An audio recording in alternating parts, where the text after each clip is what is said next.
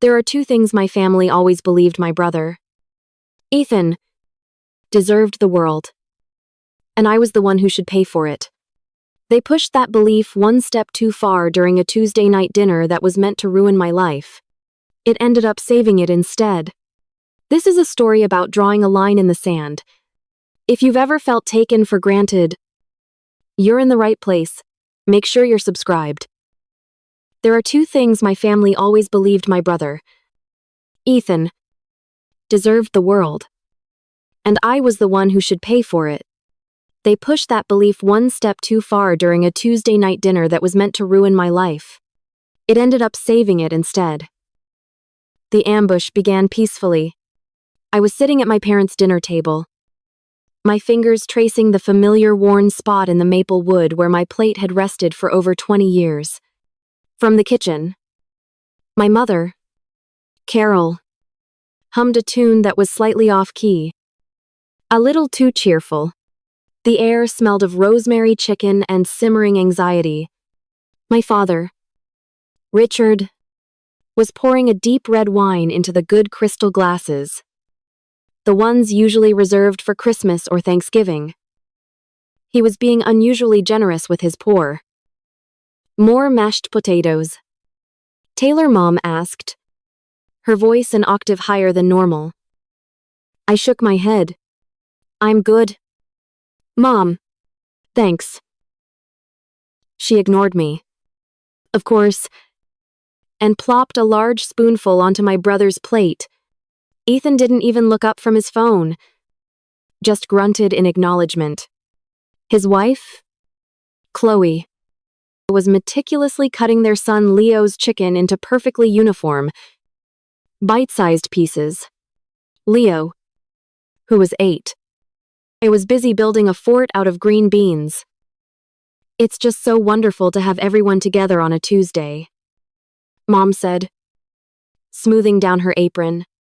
It was a purely performative gesture. There wasn't a single wrinkle on it. I nodded, taking a sip of the expensive wine to hide the frown I could feel forming. There was no special occasion, no birthday, no anniversary. Yet here we were, using the good china, Dad wearing his retirement watch, and Mom wearing the pearl earrings she'd only worn to my college graduation and church on Easter Sunday. Something was fundamentally wrong. Ethan finally put his phone down and exchanged a look with my father. It was a fleeting glance, but it was loaded with intention. Just then, Mom made a small, theatrical clatter as she dropped her fork onto her plate. The sudden noise made everyone jump slightly. Taylor. Honey? She began, her eyes wide and pleading. We need to talk about Leo's future. That was the signal. My dad cleared his throat and slid a thick stack of papers across the polished table. They stopped right next to my wine glass. The logo of a major national bank was printed at the top. It was a loan agreement. It's just a formality, Ethan said, his voice smooth and rehearsed. The bank needs a second signature from someone with good credit for Leo's college fund. My hands felt cold as I picked up the document. I flipped through the pages, the dense legal text blurring together. Then I saw it. On the signature page, my name, Taylor Parker, was already typed in crisp, black ink. The loan amount was for $40,000. My mother reached across the table and took my hand. Hers was clammy. I heard you just got a wonderful bonus at work, she said, her eyes welling up with practiced tears. This is what family is for. We help each other. The mention of my bonus sent a chill down my spine. It wasn't public knowledge. And that's when it all clicked into place: the fancy dinner, the expensive wine, the good china. It wasn't a celebration. It was a carefully staged production. And I was the unwilling star. I looked over at my nephew, Leo, who was now trying to balance a pea on top of his green bean fort. completely oblivious to the emotional chess game being played around him. A memory, sharp and unwelcome, surfaced. I was 16, standing behind the counter at the local pharmacy. The scent of antiseptic sharpened my nose as I counted pills to earn money for my SAT prep books. My parents were at Ethan's football game, cheering from the bleachers.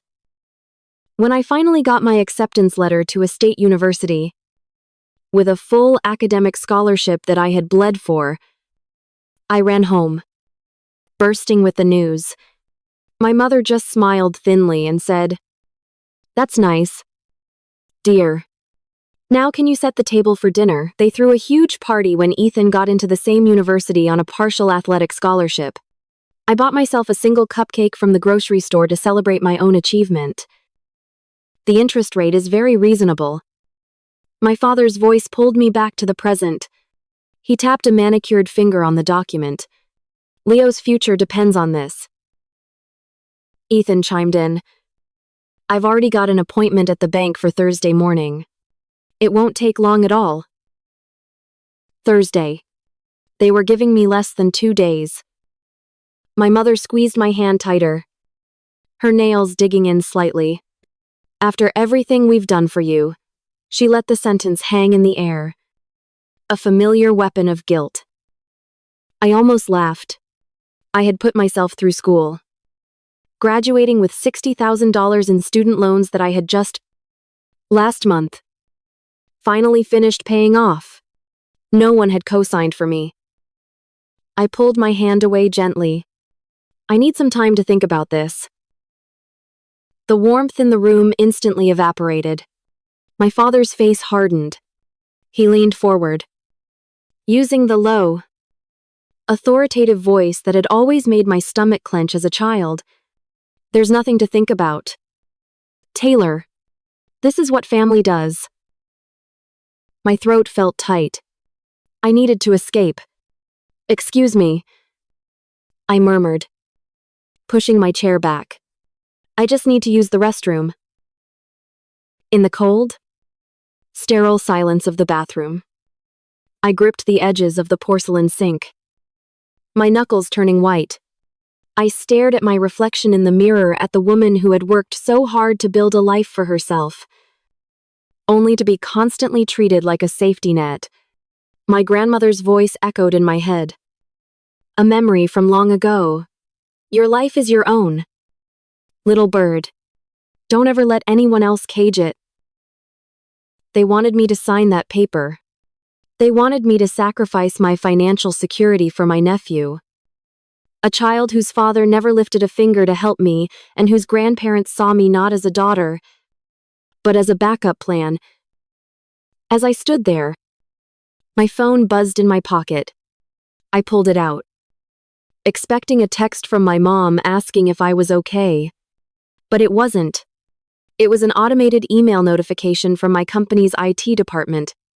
My heart hammered against my ribs as I read the subject line, "Notice of Profile Access." I opened it. The message was brief and clinical. "Your employee profile, including compensation details, it was accessed by an authorized administrator on Tuesday at 8:15 p.m. Tuesday. Tonight, while I was driving here, my blood ran cold. They hadn't just asked about my bonus. They had found a way to snoop. The betrayal was deeper, darker, and more calculated than I could have ever imagined. I stood there in the cold silence of the bathroom, the screen of my phone casting a ghostly light on my face. The words from the IT email seemed to burn into my retinas. Your employee profile was accessed. It wasn't a suspicion anymore. It was a fact. A digital receipt for their betrayal. They hadn't just ambushed me. They had conducted surveillance. My own family had treated me like a mark, a target to be assessed before the squeeze.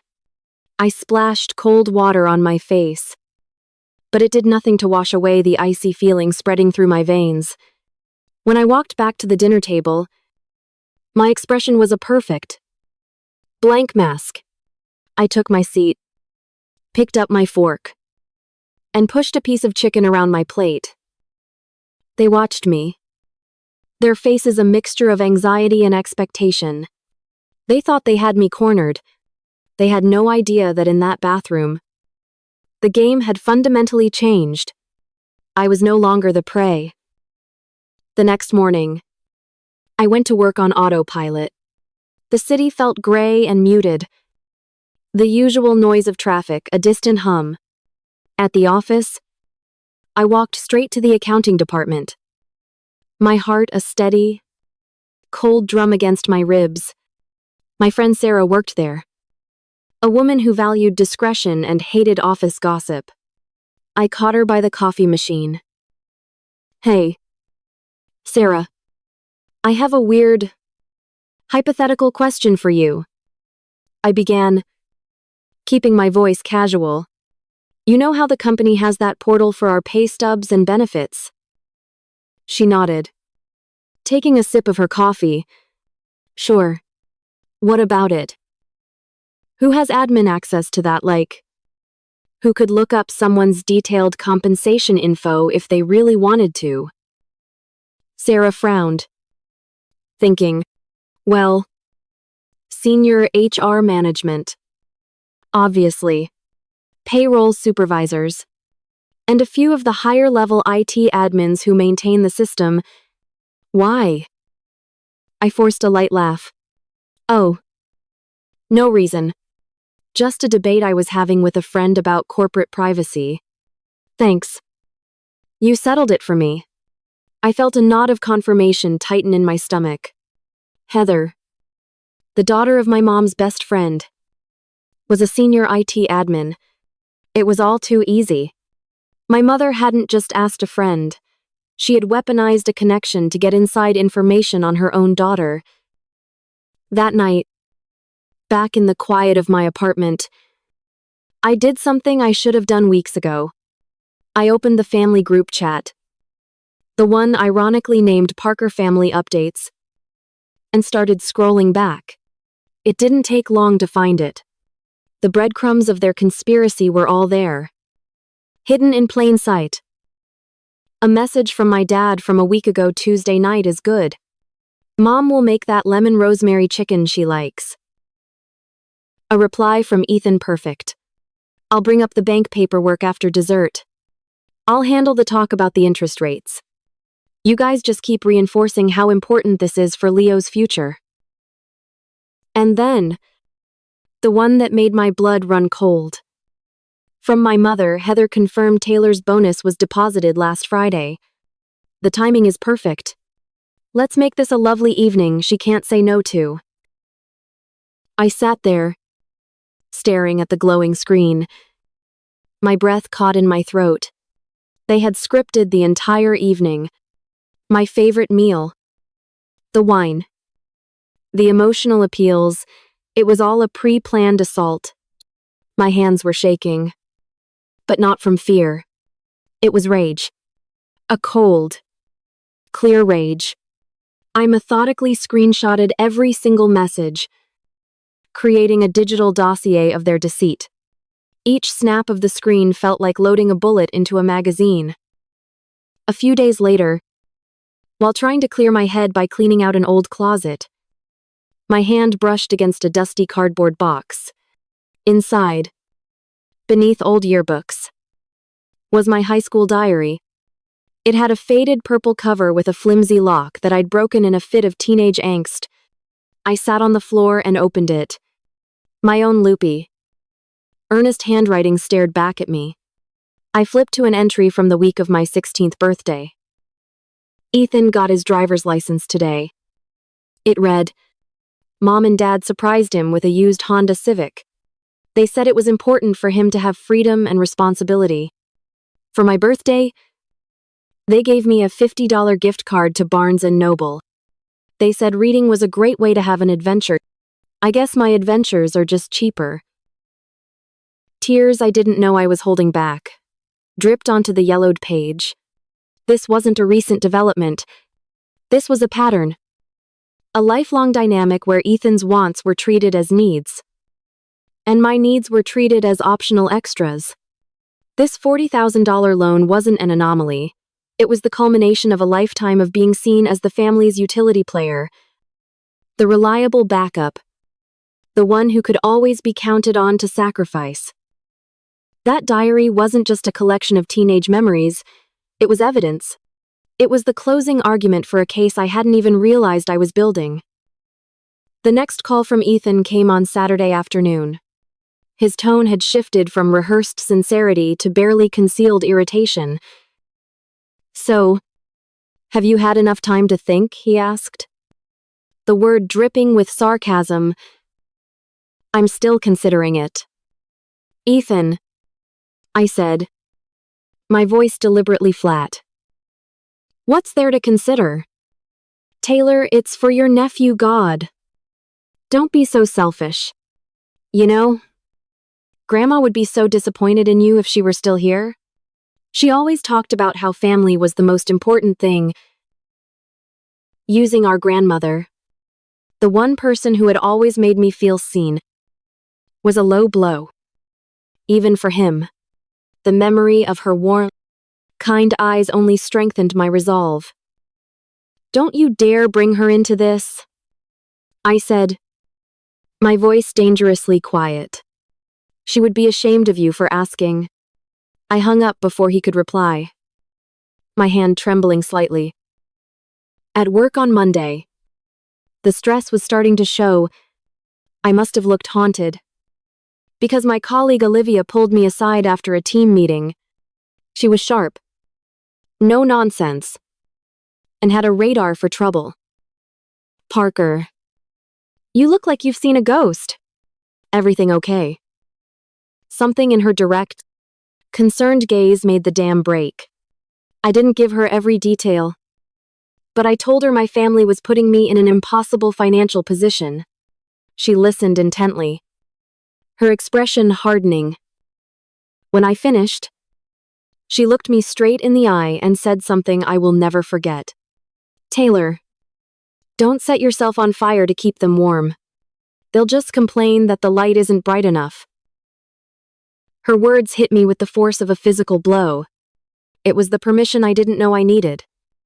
The voice of sanity in a chorus of manipulation. The pressure campaign escalated that week. On Tuesday evening, my doorbell rang. I looked through the peephole and saw Chloe, my sister-in-law, standing there holding a plate of brownies covered in plastic wrap. Her smile was tight and nervous. "Taylor, I just wanted to drop these off and chat," she called through the door. My heart pounded. I didn't move. I didn't make a sound. I just stood there in the dark, holding my breath until I heard her sigh and walk away. The next day, I got a call from HR. A polite but firm woman informed me that a concerned family member had called asking about my work schedule and to see if I was under any undue stress. They had crossed a line I didn't even know existed, bringing their campaign into my professional life. I was being suffocated. That night, I sat in my silent apartment, the uneaten brownies from Chloe still sitting outside my door like a pathetic surrender flag. I felt trapped, hunted. On a desperate impulse, I opened my laptop and typed financial analyst jobs into the search bar. I let my cursor hover over the location filter. Then, I typed San Francisco. A list populated the screen, and there, near the top, was a posting from a fast-growing tech firm. The job description read as if it had been written from my own resume. Senior analyst. Competitive salary. Full relocation package. A new city. A new life. A continent away from them. For the first time in weeks, a tiny spark of hope flickered to life in my chest. The call from my mother came on cue that Sunday, as it always did. "We're having pot roast for dinner tonight. Your favorite," she chirped. "We haven't seen you all week. We're worried. The whole family will be here." The old me would have caved. The old me would have shown up. endured the hostile silence and the pleading looks, and probably would have signed the papers just to make it stop. But the old me was gone. I took a deep breath. No. Mom, I'm busy. The silence on the other end of the line was deafening. It was longer, heavier than any I had ever heard from her. Busy, she finally squeaked. The word full of disbelief and accusation. Busy with what? Just busy, I said, keeping my voice calm and steady. I have to go. Talk to you later. I ended the call before she could launch into a full-scale guilt trip. Saying no felt like a foreign language, but it tasted like freedom. They didn't take it well. The next afternoon, as I was walking to my car after work, Ethan's SUV swerved into the spot next to me, blocking me in. He got out, his face flushed and angry. What the hell? Taylor, he demanded, waving a copy of the loan agreement in his hand. You're not answering Mom's calls. You need to sign this. Now, I'm in real trouble here. His public display, his raw desperation, only confirmed what I suspected. This wasn't just about Leo's college fund. This was about him. Get away from my car. Ethan, I said, my voice as cold as ice. You're making a scene. I got in, locked the doors, and waited for him to move.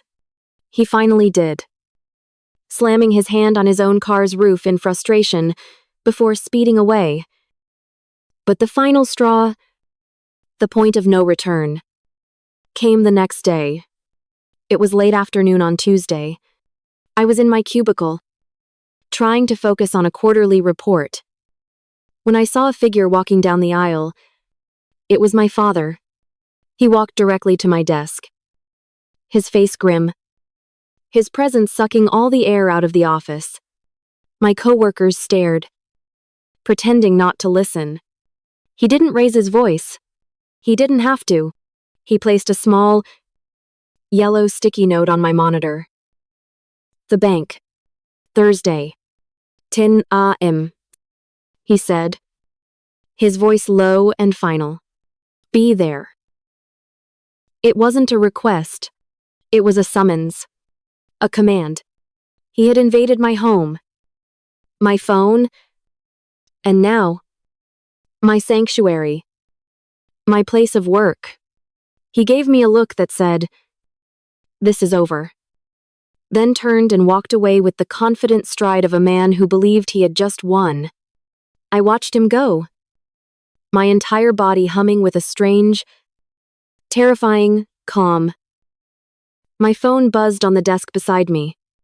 I glanced down, expecting another text from my mother, but it was an email. My eyes widened as I read the sender's name. It was from the recruiter at the tech firm in San Francisco. The subject line was simple, 3 words that changed everything. Invitation to interview.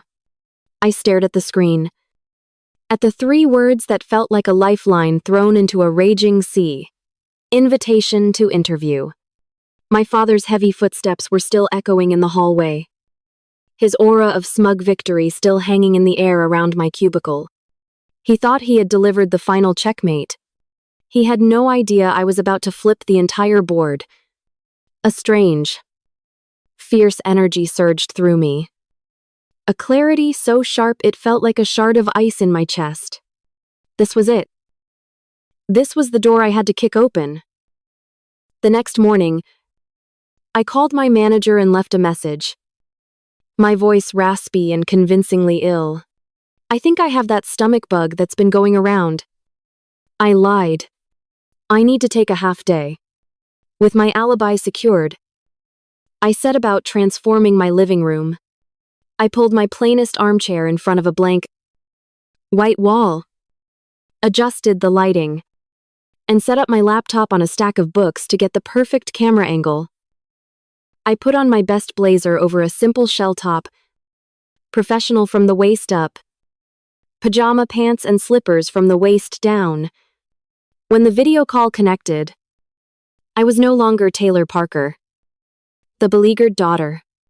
I was Taylor Parker, the confident, highly competent senior financial analyst they were looking for. The interview was a blur of focused energy. I answered their questions with a precision and passion I hadn't felt in years. I wasn't just interviewing for a job, I was fighting for my life. I ended the call feeling strangely calm. I knew I had nailed it. The universe seemed to agree. Just 3 hours later, an email landed in my inbox. The subject line made my heart stop. Offer of employment, tech firm name. I opened it, my hands shaking. Not only was it a formal offer, but the salary was 20% higher than my current one. And it included a signing bonus that was almost enough to cover what my brother had demanded. It included a full relocation package. It was real. It was all real. Without a second of hesitation, I clicked reply, my fingers flying across the keyboard as I formally accepted the position. My start date was in 2 weeks. The moment I sent that email, I activated a plan I had started building in the back of my mind. I opened a password-protected file on my laptop named Project Independence. It was a checklist, a battle plan. First, I went online and opened a new high-yield savings account with a completely different bank, transferring the bulk of my savings and my recent bonus into it, leaving just enough in my old account to cover my last rent payment. Next, I booked a one-way flight from Ohio to San Francisco for the upcoming Sunday, less than 5 days away. The click of the confirm purchase button sounded like a starting gun. Finally, I contacted a national moving company that specialized in small, cross-country moves. I didn't need to take everything. I only needed to take what was truly mine. I arranged for them to come on Sunday morning. With the logistics in motion, I had to manage the immediate threat. My father's deadline Thursday at 10 a.m. was looming. I picked up my phone and sent a carefully worded text to my mother. Still feeling unwell. I'm overwhelmed and need the weekend to think about the bank situation. We can talk then. It was a calculated risk. A flimsy shield. But it was the best I could do. It was a piece of bait designed to make them think they were still in control. That their pressure was working and I was slowly caving. Her reply was almost instantaneous, of course. Sweetie, just rest up. We love you. The casual hypocrisy of it was breathtaking. That night, I began the silent purge. The apartment, once my sanctuary, now felt like a temporary holding cell. I moved with a quiet, determined efficiency.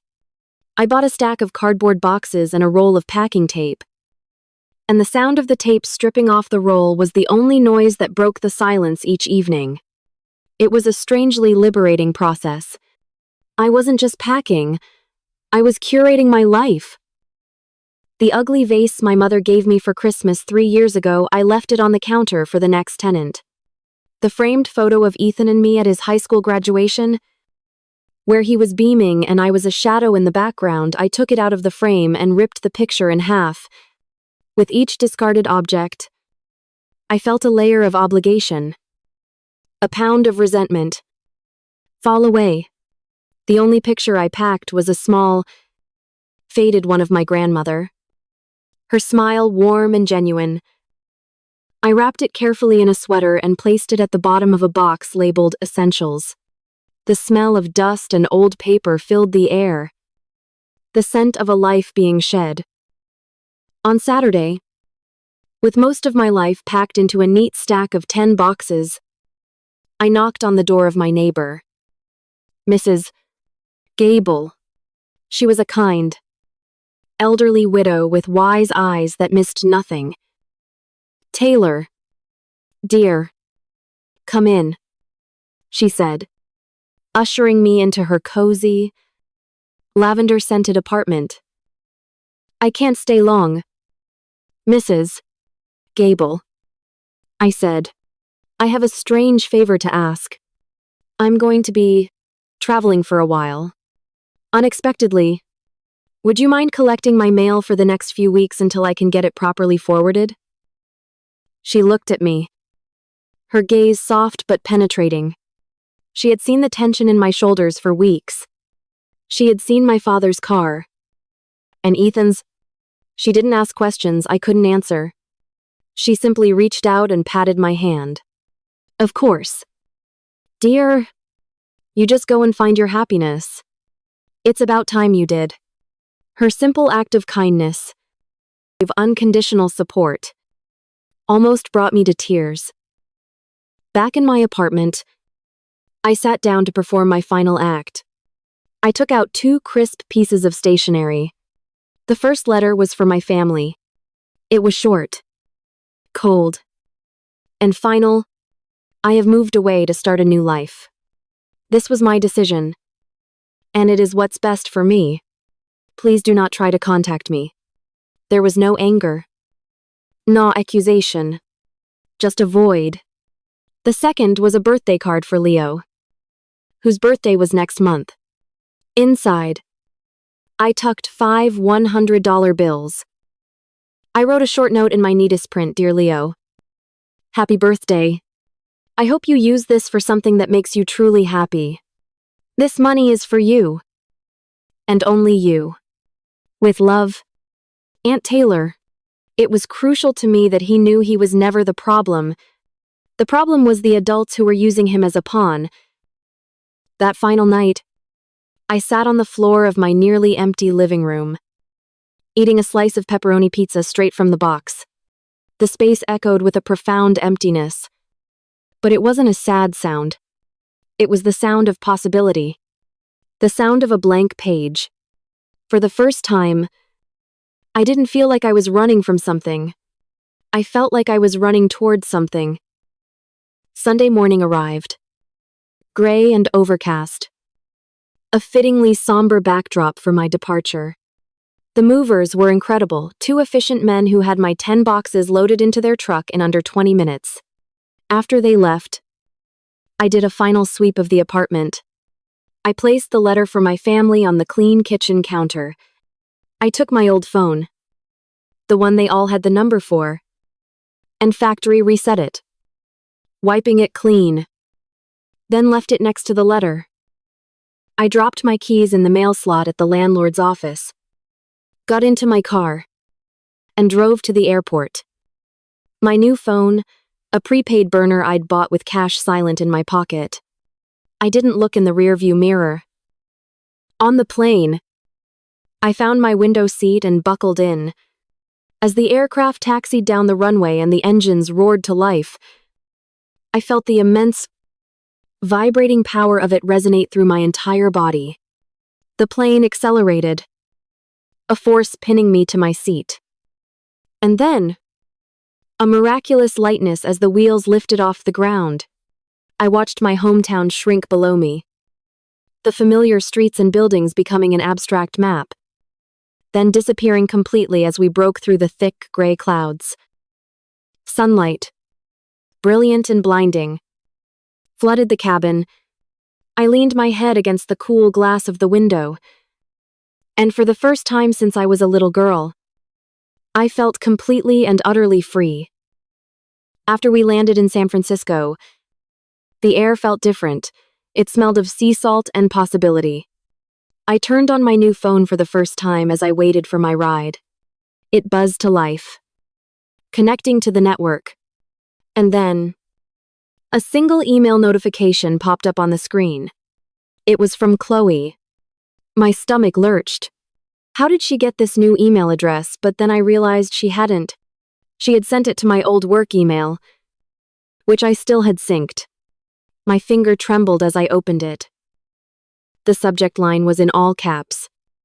A digital scream. They called the cops. The words on the screen, they called the cops, should have sent a jolt of panic through me. They were meant to. It was a move designed to terrify me, to make me feel like a fugitive, to drag me back through fear and intimidation. But standing there in the bustling, indifferent arrivals hall of San Francisco International Airport, 1,000 miles from their control, I felt nothing but a profound, weary calm. They were playing the only cards they had left: manufactured drama and weaponized hysteria. But I wasn't playing their game anymore. My rideshare arrived, and I got in. The city unfolding around me in a panorama of steep hills and pastel-colored houses. In the back of the car, I pulled out my laptop, tethered it to my new phone's hotspot, and did a quick search for the non-emergency number for the police department in my old hometown. I was done reacting. It was time to get ahead of them. My call was answered on the second ring by a bored-sounding dispatcher. I took a deep breath, keeping my voice level and professional. "Hello," I said. "My name is Taylor Parker. I believe a missing person report may have been filed for me within the last 24 hours by my family. Richard and Carol Parker." I could hear the clicking of a keyboard on the other end. "Parker, you said. Let me check. Yes. We have a wellness check request that came in about an hour ago. The reporting party stated you left home unexpectedly and they are concerned for your safety." "I appreciate their concern," I said, the lie tasting like ash in my mouth. "But I would like to officially state for the record that I am not missing. I am safe and well. I have voluntarily relocated to a new city for personal and professional reasons. I am an adult, and I am not in any danger. I simply wish to have no contact with my family at this time." There was a pause, and more clicking. "Understood. Ma'am, I've made a note on the file. We'll close it out. We will inform the reporting parties that you have been confirmed safe but have requested privacy." "Thank you," I said, relief washing over me. That's all I needed. I ended the call. The first thread of their control had been snipped. My temporary housing was a small, furnished corporate apartment with a stunning view of the bay. I dropped my bags, walked straight to the small desk by the window, and opened my laptop again. It was time. I opened my draft email, the one I had perfected over the last few days.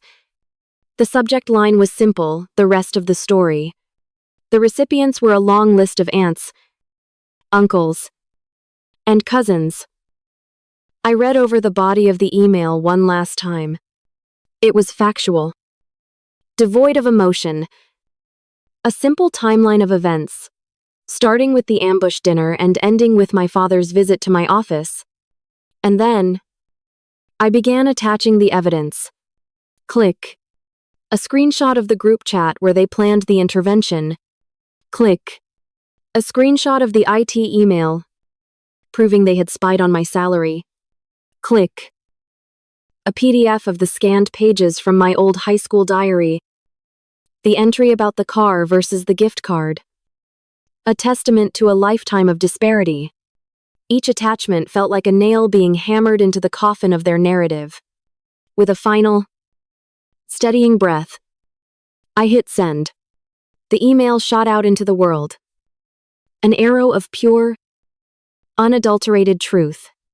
I closed the laptop, walked to the window, and watched the fog roll in over the Golden Gate Bridge. Whatever happened next, it was out of my hands.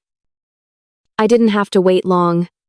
The first reply came less than an hour later, from my Aunt Susan, my mother's younger sister.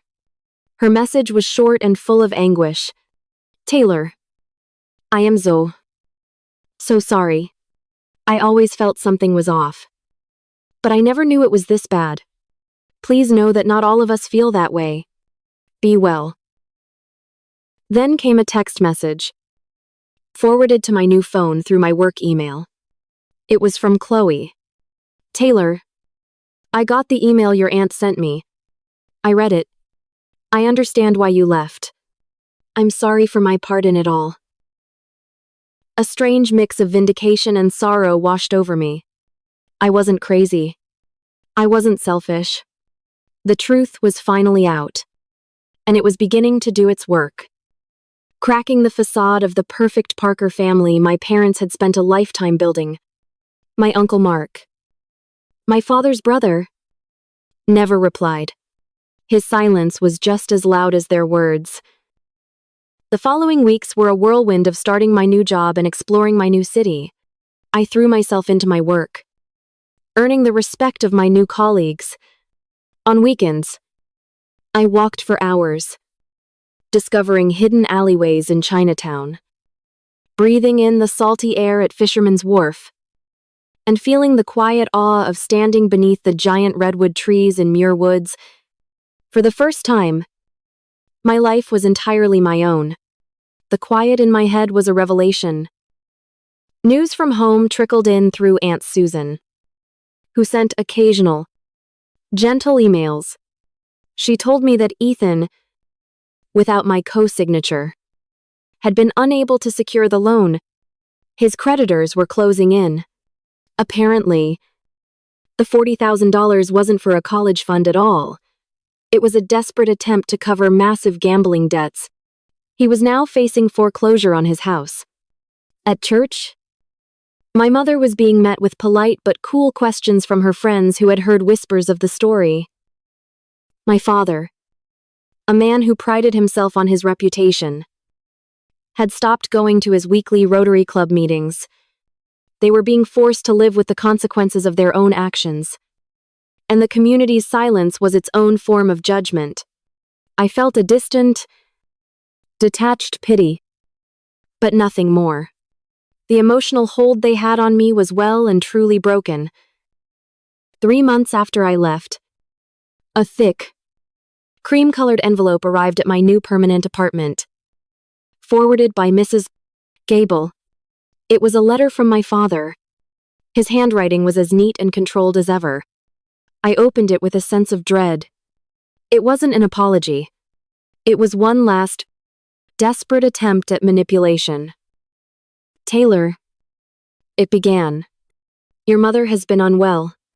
The doctor says her heart is weak, strained by the stress of not knowing where you are or if you're okay.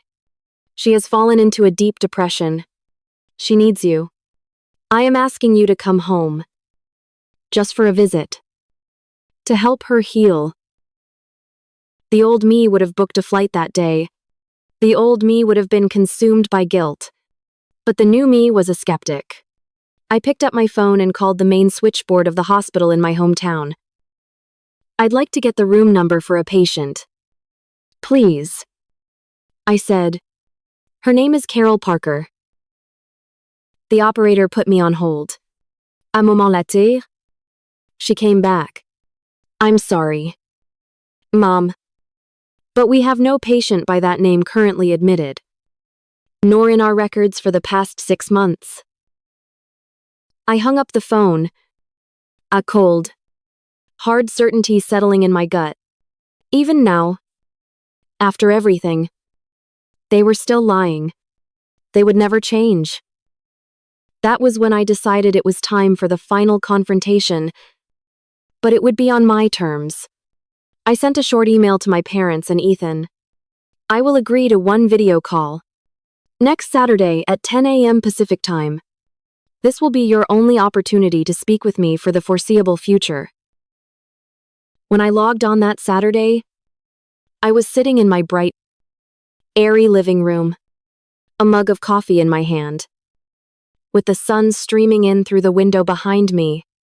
Their faces popped up on the screen, a triptych of misery. They were huddled together in my father's dark, wood-paneled study. They all looked older, worn down. My father's face was a mask of stoic anger. My mother's was puffy from crying, and Ethan just looked defeated. I spoke first, my voice calm and even. I am glad you could all make it. Before you say anything, I want to be clear. I know about the gambling debts, Ethan, and I know you lied about Mom being in the hospital. Dad, The color drained from my father's face. My mother let out a small sob. I didn't do this to hurt you. I continued, my voice gaining strength. I did this to save myself. For my entire life, I was treated as a contingency plan, an ATM, a solution to problems I didn't create. That is over. My mother finally broke. I'm sorry, Taylor. She wept. I'm so sorry. I just wanted to protect your brother. And there it was. Not an apology for what she did to me, but an excuse. I understand, I said. And I truly did. I understood her priorities perfectly. But my protection is no longer your concern. Here are my terms. I need 6 months of absolute silence. No calls. No emails. No letters. No contact through relatives. At the end of those 6 months, I will decide if I am willing to reevaluate what kind of relationship, if any, we can have. This is not a negotiation. Richard's mouth was a thin, hard line. Ethan wouldn't even look at the camera. My mother just nodded, tears streaming down her face. Goodbye, I said, and I ended the call. I pushed my laptop away, stood up, and walked out onto my small balcony. The cool San Francisco air filled my lungs. I looked out at the city. At the endless expanse of the ocean beyond it, there was no triumphant surge of victory, no satisfying sting of revenge. There was only a profound, quiet peace. The weight I had been carrying my entire life, the crushing burden of their expectations and disappointments, was finally gone. I was free. In the months that followed, I thrived. I made new friends. I was promoted at work. And I even started dating someone. One afternoon, I walked into my bank, and opened a new custodial savings account. I set up an automatic monthly transfer into it. The account's name was simple. For Leo. When he turned 18, I would give it to him, along with a long letter.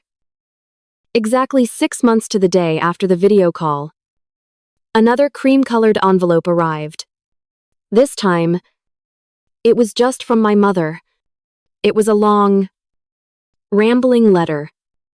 But buried in it were the words I had waited a lifetime to hear. I am sorry for hurting you. I was wrong. A few weeks later, a short text came from my father, hope you are well. It wasn't much, but it was a start. Our relationship would never be what it once was, and that was a good thing. We were building something new, something fragile, on a foundation of boundaries I had built and would defend with my life. I had found my real family, the one I had chosen. A family built on respect, not obligation. And I had finally come home to myself.